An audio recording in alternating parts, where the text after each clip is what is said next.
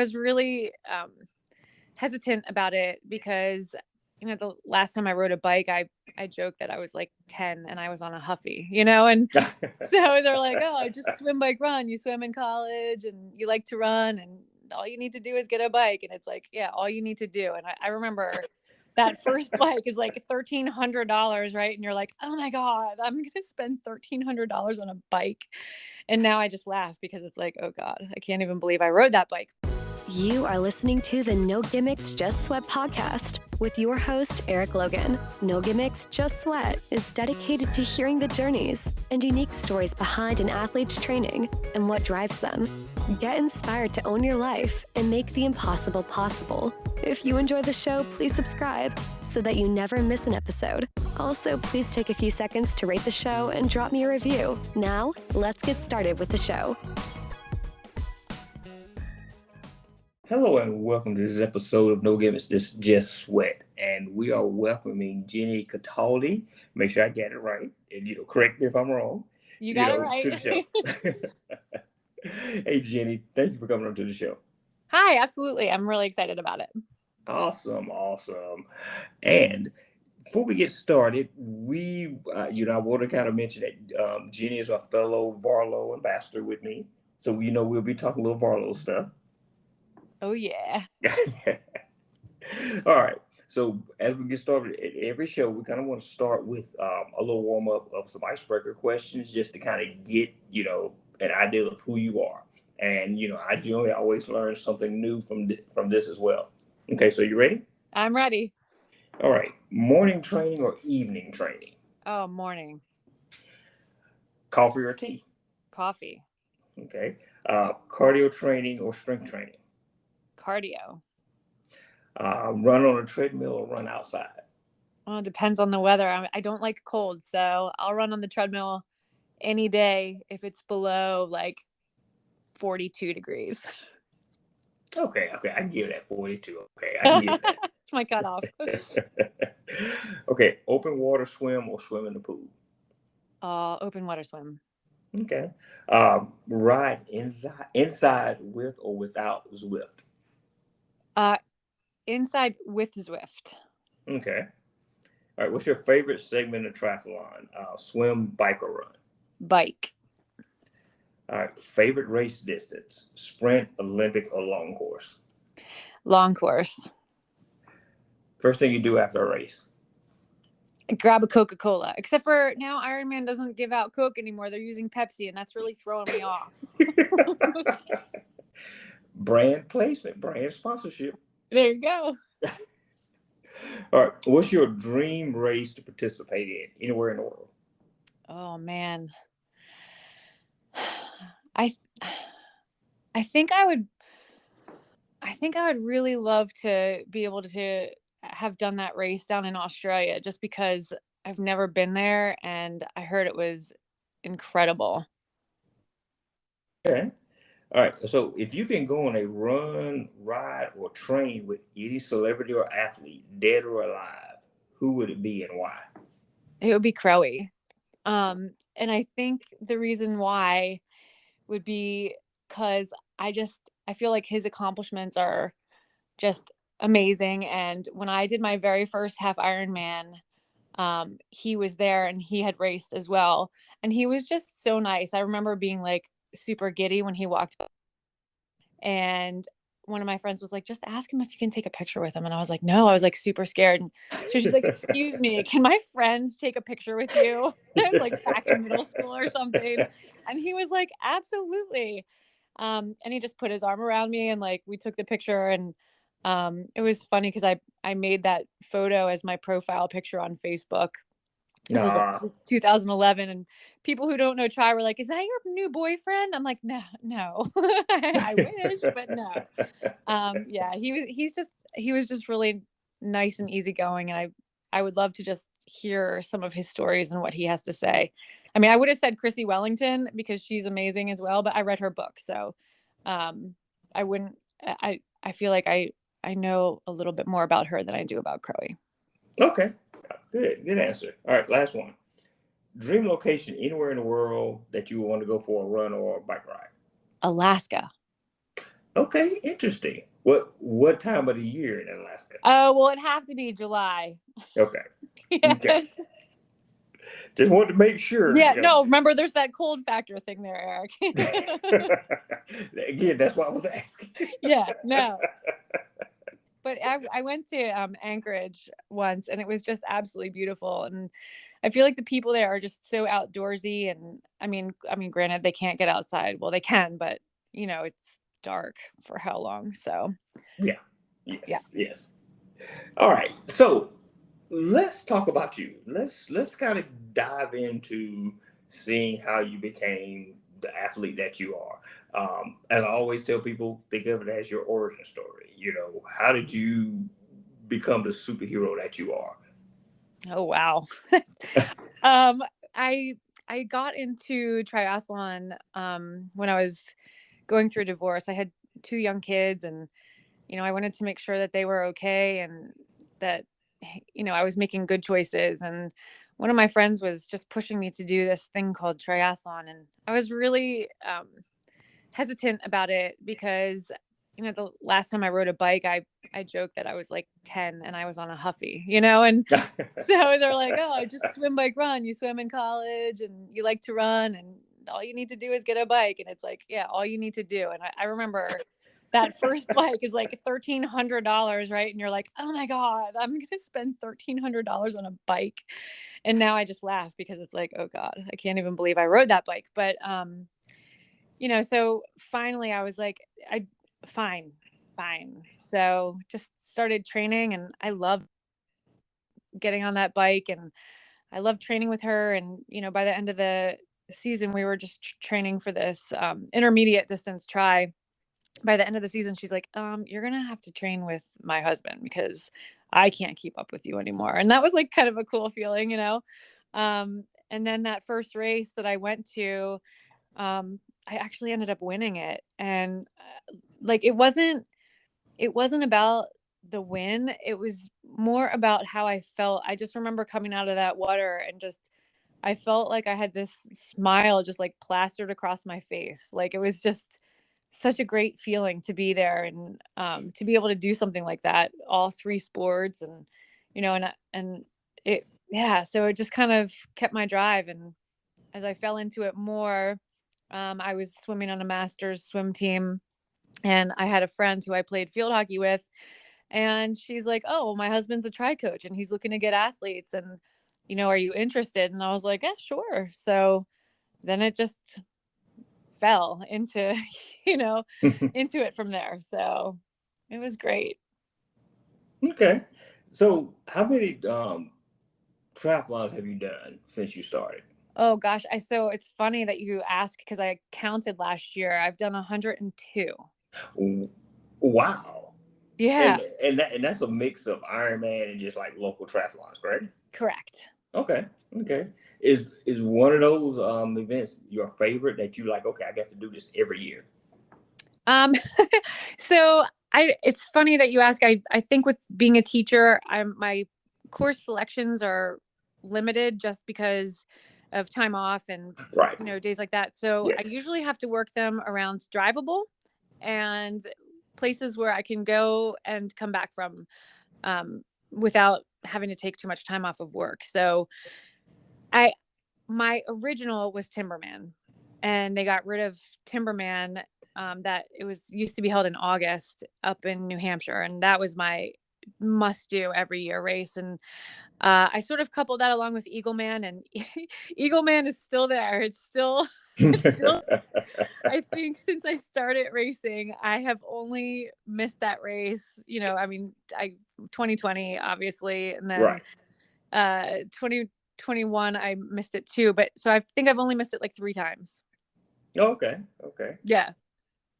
So let's talk about you. You mentioned that you're a teacher. So let's talk about how training goes for you. My wife's a teacher, so I know how busy that could be. So what does a week of training for you look like? What's your typical training schedule? Oh, it's that alarm goes off at 4:40 in the morning.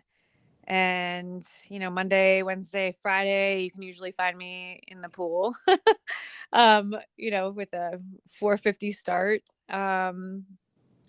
And the afternoons, I like to get my workouts done as soon as I get home, because I feel like if I sit around too much, I sort of like just lose my motivation to work out late. I'm always like, oh, but I have to make dinner for the kids, or oh, but I have to pack my stuff for tomorrow. And then I don't necessarily get it done. But I became a little bit more flexible with that later time, but I don't know. For some reason I just have this like block against it, and I don't know why. So I do try to put my longer things in the morning.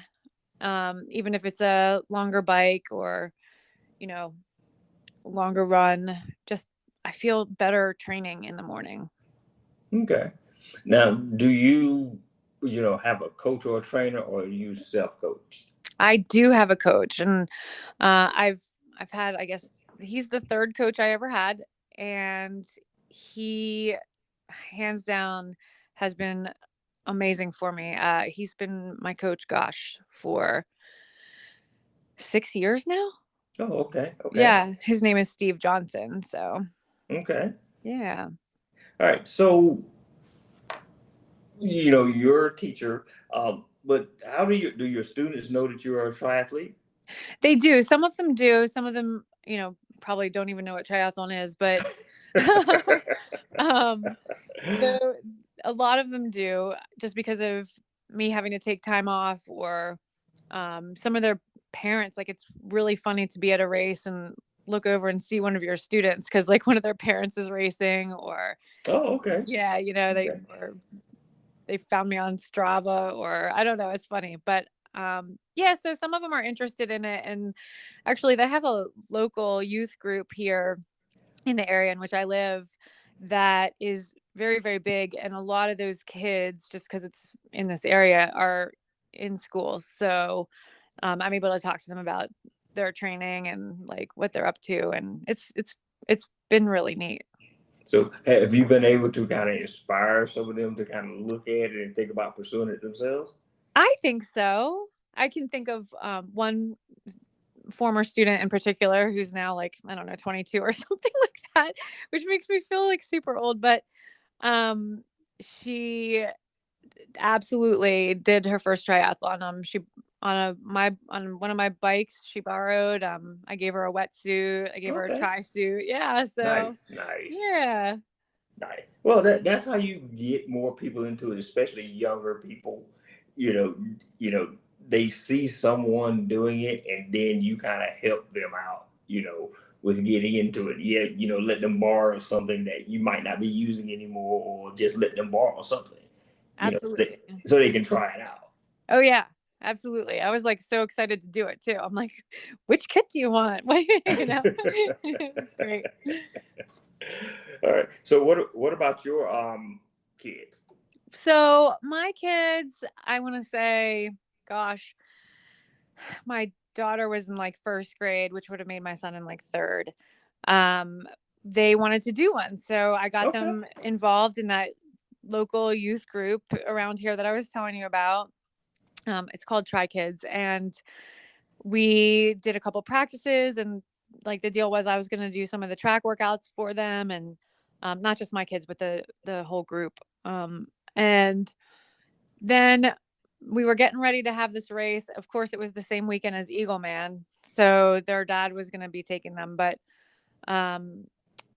we were out training, and my daughter, who is just super competitive, gee, I wonder where she gets that from, decided that she wanted to try to catch her brother, and she lost control of her bike and like totally went down. Yeah. So wow. It was bad. She has a little tiny fracture in her jaw. She like lost her 2 front teeth. The other 2, like it was not a good event or a good day. Oh wow. And stitches in her shoulder, and we were very lucky really that was it. But man, I've learned more about teeth than I've ever needed to know about teeth. And unfortunately at some point she's gonna have to have implants or whatever. But right. So long story cut shorter here. My son ended up doing one. He loved it, but he just doesn't have that like killer instinct or drive. So he's on the swim team for high school now. He'll be a senior this year, and he loves that. But from the once track kid to cross country, all of a sudden he decided he didn't like that anymore. So the whole triathlon thing kind of fizzled out for him, and I'm hoping at some point he wants to be involved in it. But you can't push your kids into these things. They have to want that for themselves. So exactly. But if he's enjoying swimming, that's a good thing. Absolutely. One out of the three. Oh yeah, and my daughter wants to swim next year too. So because then they'll be on the same team, which she thinks is pretty cool. Okay, cool. So yeah, we'll work on that. Okay, cool. Now, have you been able to get any of your coworkers, fellow teachers, into it? No, I've had some people who are very interested about it, and we have like full-blown conversations, and they have like a friend of a friend who does them, or that kind of thing. But I've never been able to coerce anybody that I work with.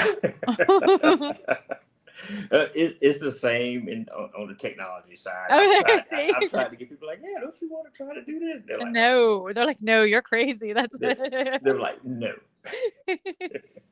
All right. So as an athlete, finding balance is something that we all struggle with. How do you manage to stay balanced and calm? I think it's just because it's something that I can visualize and just see myself doing. I feel like it just sort of became a part of what we do. Okay. I can't say that I don't get nervous or anything like that before an event, because that would be a complete untruth. But I do think that you learn the tricks on how to manage them, and you also learn why certain things are happening to yourself. Like you understand why all of a sudden you're so thirsty, or you understand, why you're kind of like feeling like you have to pee every like 30 seconds. You know what I mean? Like, why that's happening. So, and it's normal. So it's not just me. No, it's not. No matter how much you try to do it before the race starts, that anticipation and stuff. Oh, yeah. And you always, right before it gets ready to start, you have that last like, oh, I need to go. Yep. It never fails. Let's see, do I have time to run right quick and make it back to the start line? All right. So how do you feel before, during, and after, training as well as a race? Well, I think it depends again on the day. If a workout's going really well, I'm like, yeah, like he's so excited. And, this might sound really stupid, but sometimes I'm actually brought to tears, which is like so weird. But really? Yeah. Like if I like totally nail something and it's like above my expectations, especially on the bike, I'm like, oh my God, I cannot believe I just did that. And I don't know if it's like hormones, endorphins, whatever it is, but yeah, isn't that weird? And it doesn't happen on the swim, and it definitely doesn't happen on the run, but so that happens to me on the bike. It is kind of weird. That's interesting. Yeah. Well, it sounds like you have a passion for the bike. I love the bike.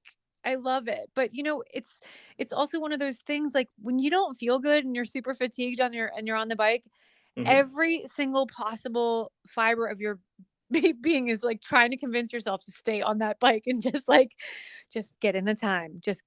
And then you're like, oh, but I'm so uncomfortable. I'm this and this. And so it definitely, but I feel like days like that, you have to have those days in order to appreciate the good ones, and that might sound stupid cliche, but it is. I'm not sitting there like being brought to tears of joy and happiness when I don't feel good, but right. Yeah.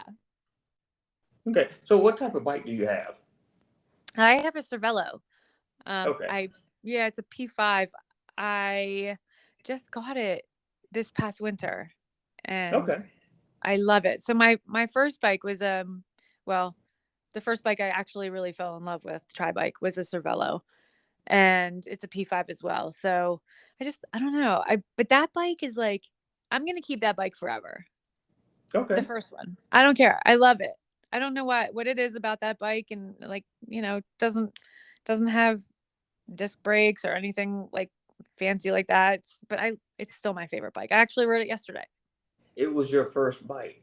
Yeah, my first real bike. Like, I had a track speed concept, which was my first TT, but I never really loved it the way I loved that first Cervelo I have. And I still love that first Cervelo over the second one. Okay.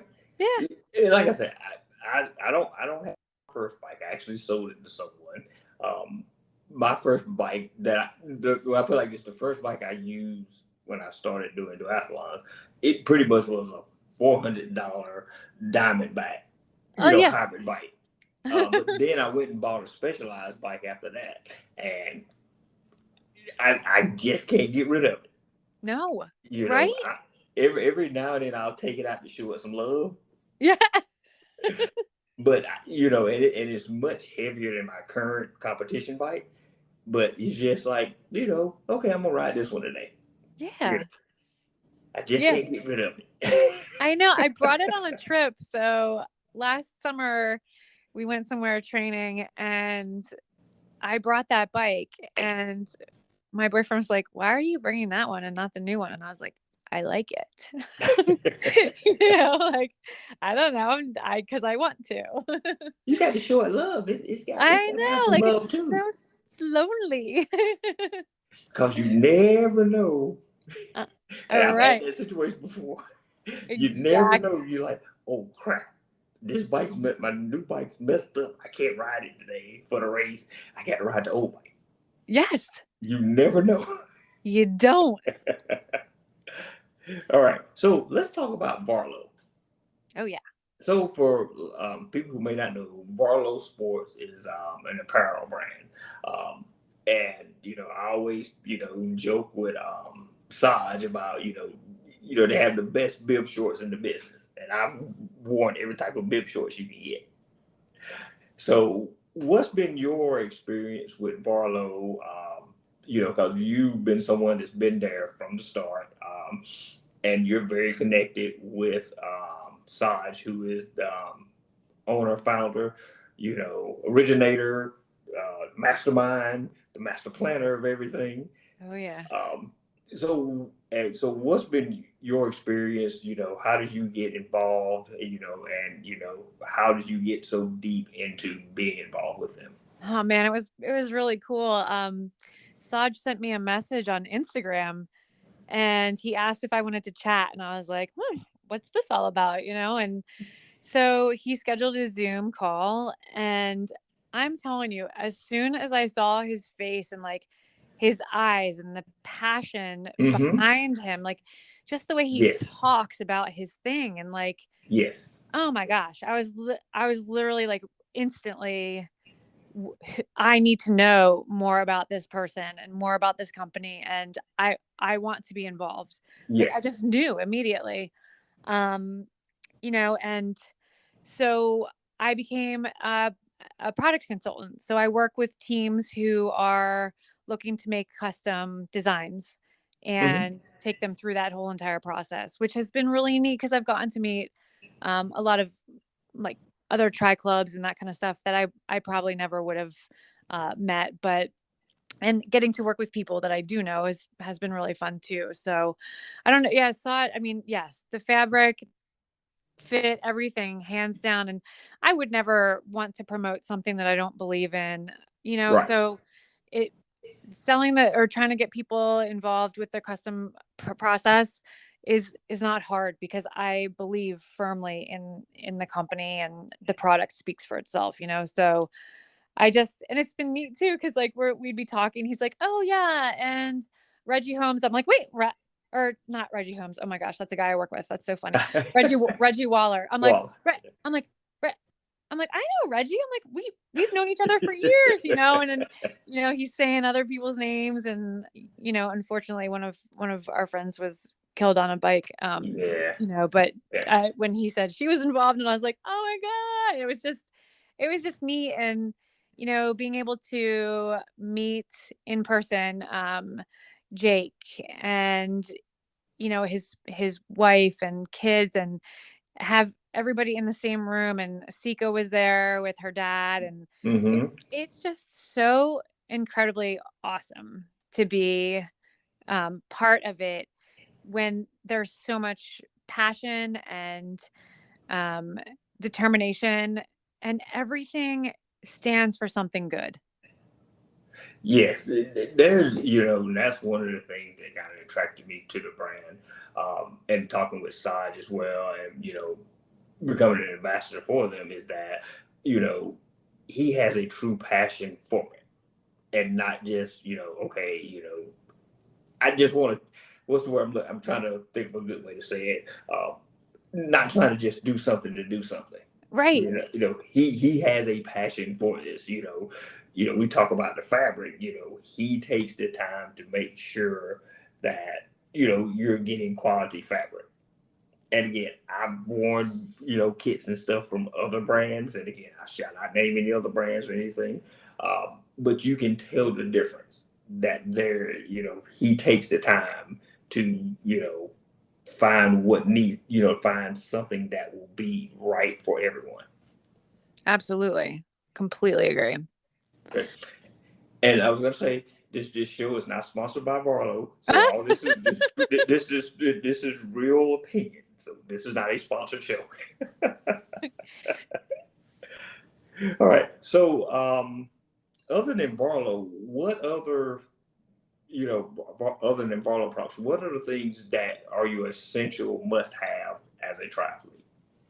Oh man, well, obviously a bike that you love, right? Right. I think nutrition is a huge piece of triathlon when you're doing long course. And if, that's essential. And I think it takes several years to figure out what's going to make your body work when it comes to racing. Good pair of run shoes, super important.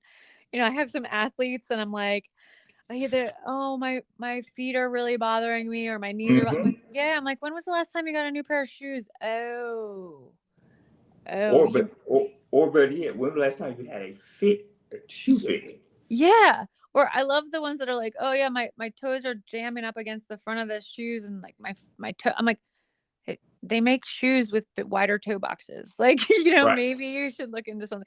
Yeah. So it's the shoes are huge.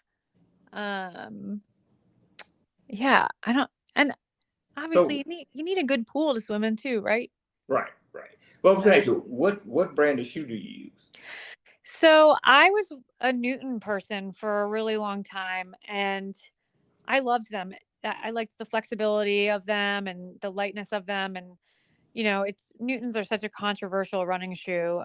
And, they worked for me. So I didn't really care. I was an ambassador for the team for years. And I just got to the point where I've had so many injuries, and I'm just getting older. And my PT is like, hey, Jen, like, not to be mean or anything like that, but, maybe look into some more solid style, like running shoes that actually have cush on the bottom and, right.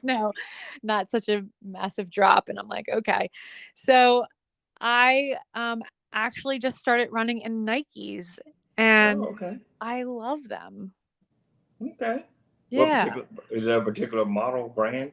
It's the Alpha Fly. Oh, okay. Yeah. And people they're like, oh, that's a racing shoe. Like, you train in that? And I don't know. Yeah, I do. I like it. I used to have to wear orthotics, and I was able to transition to the shoe without, orthotics. Okay. Which was great. Yeah, I like the Brooks. Because obviously this year I was like looking for new running shoes just because of the whole ankle break and that kind of thing. And so I tried a bunch. I tried the Hokas, didn't really care for them very much. But people swear by them. I didn't hear that. No, people swear by them, and that's, listen. I'm one of those people that swear. Yeah. And it's so weird how feet are just so individualized. I mean, it's just like bikes and fits and, right. Preference, this and nutrition. It's all what works for the person. So right. I don't think anything wrong of you for wearing them. the thing about triathlon is all individualized in what works for you. You know, just like you said, it's what works for you. Absolutely, it is. And I think a lot of times people, you know, they'll hear people use certain things and they feel that they have to use that too. And I have to tell Yes. people, I'm like, no, no, no, no. I was like, that's what works for them. What works for you. Yeah, it can get a little expensive trying stuff out, but once Yes. you find it, you find it. You know, that's Yes. especially true with nutrition. Oh my gosh. If I could go back and just like, okay, how much stuff did I just try out, spend money on, that just either didn't work, didn't taste right, or whatever. Just thinking back, I mean, even now I'm just thinking about like, yeah, I tried this, I tried that, I tried this, different things you didn't try. I mean, but you eventually find something that works for you. Yeah, you do. Definitely a lot of trial and error there. And that's, nutrition is one of those things that I always kind of like laugh about when you see the race pages and that kind of stuff. Like, I don't know, Eagleman 70.3 Facebook page, for example. If somebody's like, so I'm new to racing, what kind of nutrition should I use? I'm like, oh God, it's a loaded question. And like everybody thinks their nutrition plan is the best. And, it is, it's the best for them, but that doesn't necessarily mean it's going to work for somebody else, and, so that question, oh my gosh, it like makes me want to like twitch. Right. Because I'm like, you can't ask a mass group of people who know everything about triathlon. Because let's face it, everybody on Facebook knows everything about. Yeah. Everybody's gonna have a different answer. Exactly. And then you also have to take out, the ones who are responding based upon any type of sponsorship or ambassadorships. Like, I'm like, Infinite is the best. Okay. You should all be using Infinite. This is why. Right. Exactly. All right. Next question. The next question is pretty much a two-part question. What is your proudest moment as a triathlete? And then what is your worst moment or biggest mistake you've made as a triathlete? Okay. I think my proudest moment was Ironman Maryland, when I finished that race with a huge PR, and I literally crossed the line and just completely collapsed. And come to find out later, I had a stress fracture in my trochanter, if I'm saying that correctly, and a torn. Did the entire race with that. Wow. Like, I remember thinking, oh my gosh, this hurts so bad. And I was like, well, duh, it's an Ironman. Like, it's not going to feel good, Ginny, and right. Yeah, to learn that I actually successfully finished that race and like had ultimately like my dream race that day. With that was definitely my proudest moment. My biggest mistake in triathlon. Oh, and this is with racing. Mm-hmm. I think it would have to be.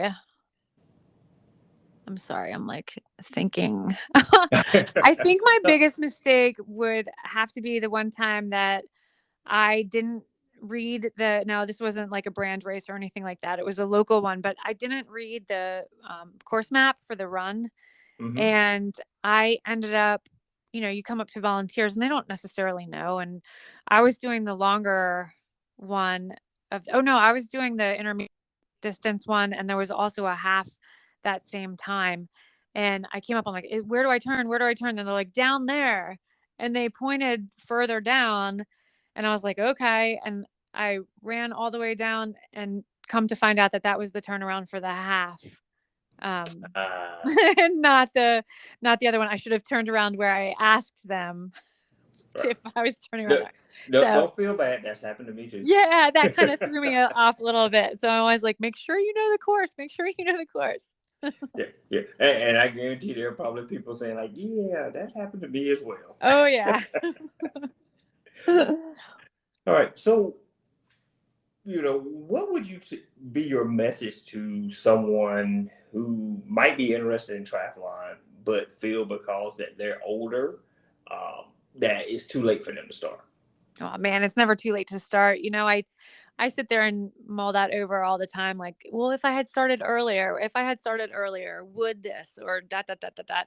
And I don't think there's ever a wrong time to start. Like if you feel the bug, just go and do it, because we get one chance here. And if it's something that you want to experience, my gosh, I think being able to say that you have accomplished something like a triathlon is just such something that not a lot of people get to do, or not a lot of people want to do. So if you have that desire and you want to get out there and do it, don't think twice. There's no such thing as being too old. No way. Especially when you look at some of the races with, the race numbers. I was in at Steelhead.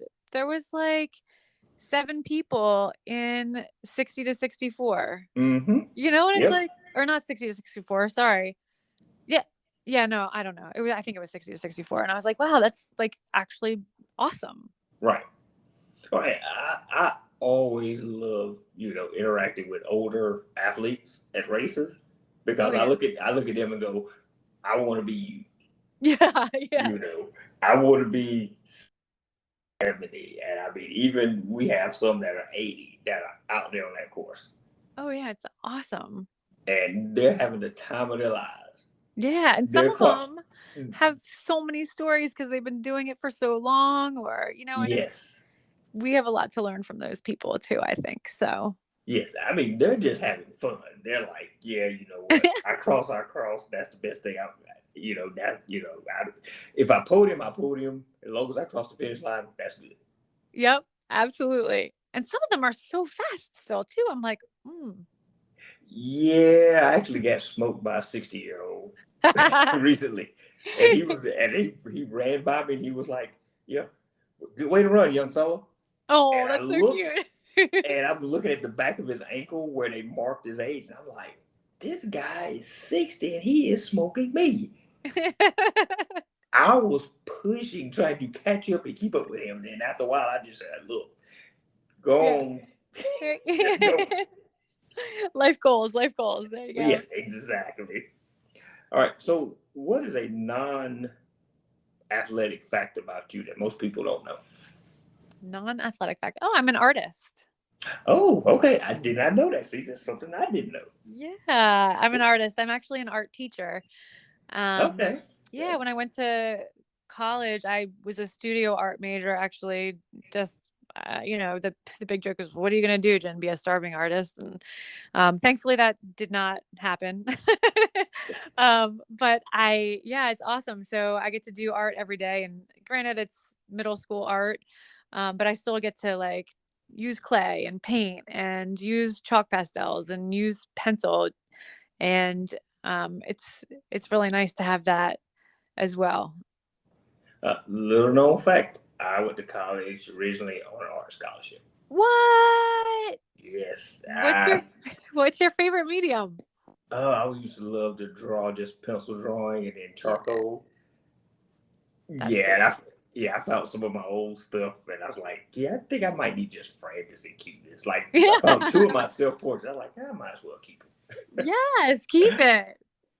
And I know people say like, you should get back into it. I'm like, maybe when I retire. Yeah, with all your spare time. I know, it's so funny. I'm like, gosh, I would love to pick up painting again. And I just, my daughter actually inspires me so much. She's such an incredible artist. At 14, I see her paintings and I'm like, just in awe of her like raw talent, so it kind of makes me want to pick up a brush too and be like, yeah, well, look what I can do. My daughter's the same way.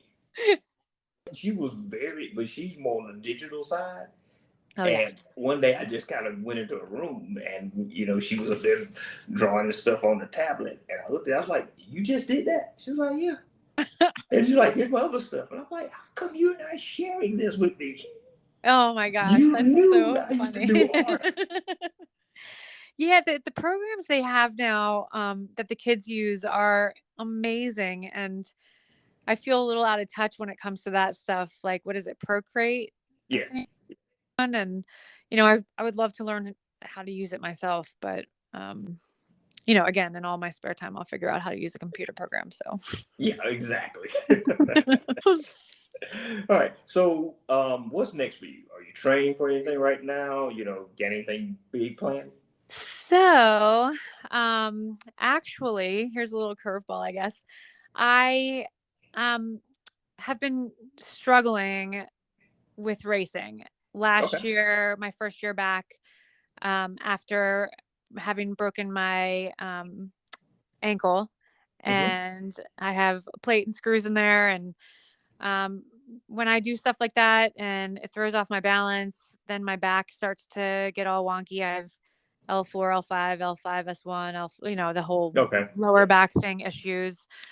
So I had a flare, and when I have those, the nerves just shoot down my legs, and Yeah. and then my feet burn. They actually feel like they're on fire. Like there's no other really good way to explain it than it feels like you're walking on a fire. Yeah. And it's literally so uncomfortable. So last year I ended up doing Augusta, and I did a half in Williamsburg with a rev race, which was amazing, by the way. And the Williamsburg race was absolutely horrible. I finished it, but I was in so much pain, and Mm. it didn't. Oh, I think it Wow. was, yeah, Ohio too. I did Ohio also, and it was like the same thing every single time. I'd stop at the aid stations and literally dump water on my feet because Oh, it would, wow. yeah, it would like help with the burning sensation for like 30 or 40 seconds, and I would try to jog, and then I would stop, and yeah, it was awful. I did manage to finish all three of those races. Um, Definitely not where I wanted to finish them. Augusta, I was able to get back on the podium, but I didn't feel good like for the entire run. So it wasn't like a race that I could feel really good about. And this year I did Eagleman, and it didn't go well for me either, but it wasn't my feet burning anymore. Like they still kind of get numb, but Mm-hmm. it was more just I felt super fatigued, like just so fatigued. And to the point where I was just not having fun. And I thought to myself, oh man, you know what? I have to throw something else together because I have Placid on my schedule, like the Ironman, the full. And so I went to Michigan on the download. I didn't like post about it. I didn't say much to anybody about it. Mm-hmm. I just went, and I wanted to throw together a solid training day. Like I wanted to come out feeling good about my day and how my body chose to perform. And I got about 15 miles into the bike, and I was like, nope, not happening. Can't do it. So I turned around, went back to an intersection where there was a cop, and they called, and man, this is the first time I've ever done that, and it's so I have to figure out what's going on with me. I don't know if it's like I have to get some full panel of blood work done or what, but I don't feel good. And Right. the first couple of times I didn't feel good, I was like, it's fine, it's good, I got this, but now it's not fun anymore when you feel like that. Right. And I feel like it's starting to do more damage to my psyche than good, Mm-hmm. in the sense that I I don't want to keep trying to push myself through things because I think that in the long run that would make me worse off. So I am actually looking to find a sports psychologist or psychiatrist in the area and talk to them too, because I feel like that's going to be really important for me to move forward, um, and perform in the sport. Just since I've had such bad races recently, like I feel like I don't want that to be my association with myself. Right. Um, and again, it's not the place. It's not the place. It's not the time. It's how I feel. So I feel like I need to work through that a lot. So I decided to take a break from racing for the rest of the season and maybe indefinitely. I'm not sure yet. Right. I've never been able to take a break, like at the end of the season, and just be like, okay, I'm going to take a few weeks for myself, a couple months for myself. I've always been forced into a break, because of an injury, or, I've torn my plantar fascia. I had a fracture in the cuboid bone in my foot. I, had tore my hip labrum. It's something constantly. I broke my ankle. So it's, for me, when I'm injured and I'm just sitting there like chomping at the bit, like, okay, PT, PT, PT. Okay, Jen, you're cleared. I'm cleared. Let's go. I'm cleared. Let's go. Like, I was swimming in the pool before I was even allowed to like walk on my foot, and I feel like I've always been that rebound person. Like, all right, let's go. I'm cleared. Let's go.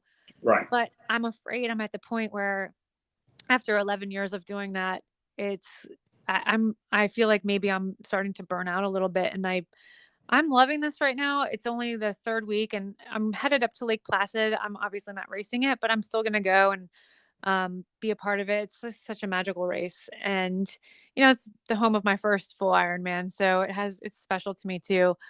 But just go up there and see if I get that burn and that itch and like, just be like, oh man, I wish I was doing this. Or if I'm like, nope, you're good for now. You're good for now. And, Right. kind of see what happens. Cause I do have races at the end of the season this year. And I just don't know if, I can just take this time off and maybe at least get back into shape for something in October that I'm registered for, or just let it all go and see where it takes me for next year. But yeah, so it's been fun. I hopped on my road bike on Sunday and followed my boyfriend while he ran, and I did not want to be running 14 miles either. So I was like, this is great. um, so it's been nice. I went to the pool this morning. Oh, I'm gonna go swim.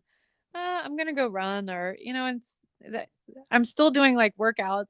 I mean, since I coach, I know what I should be doing and what I shouldn't be doing, which is Right.